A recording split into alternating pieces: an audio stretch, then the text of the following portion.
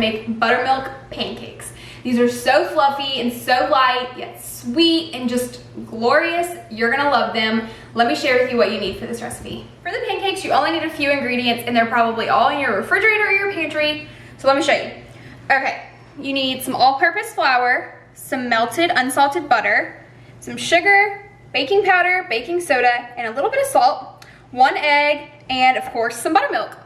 You wanna pour in your buttermilk into a large bowl, and I'm just gonna use a whisk and a spatula today. You can use a mixer if you want, but it's so simple and easy. You got this.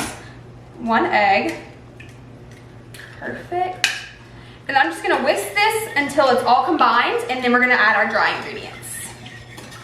Perfect.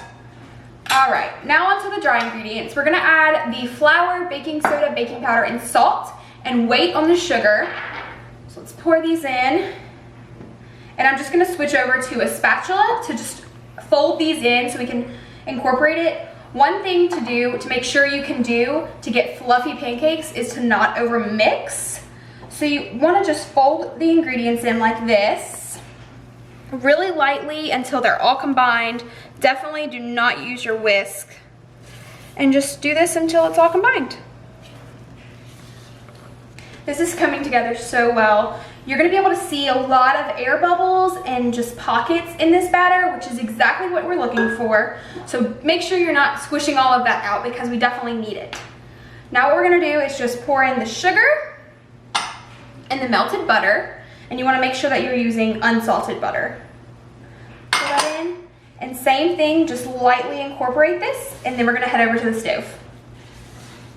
I'm gonna use a 1/3 cup measuring. You can use whatever size you want of your pancakes. I just like the measurement for the 1/3. All I do that, and then use that to put the batter in there, and I set that on a tray. Let this cook for about 2 minutes. For the first one especially, you want it to be really hot. Let that cook for 2 minutes on each side, and then we'll flip it and remove it to a plate. All right, so you know that the trick is to find the bubbles. Once the bubbles come up, you can flip it. Our pancake looks perfect. Just gonna flip that, and there you go. It took about 2 minutes. And you can also add whatever you want into the pancake. So if you want chocolate chips or fruit, whatever you want, go ahead and do that now. And these are gonna be delicious. The pancakes are finished, and it only took literally like 10 minutes to do it all. I got around 5 or 6 big ones, and they grow so fluffy when they're in the pan. You can put just a little dollop, about the 1/3 cup or 1/4 cup, and it will grow so high that it is just so much more and so amazing.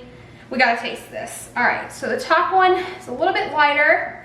You have to get the butter and the hot maple syrup. That is a must.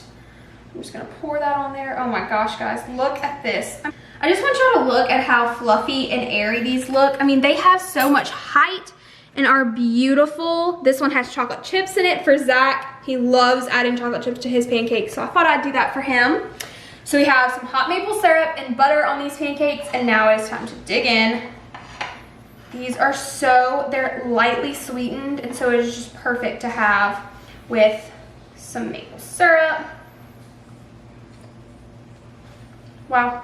These need to be a new Saturday morning tradition because they're definitely in ours, and I cannot wait for y'all to make these for your friends and family because everyone's gonna love them. They're so tasty and perfect for a brunch or breakfast. To get the written recipe, click the link below. See you next time.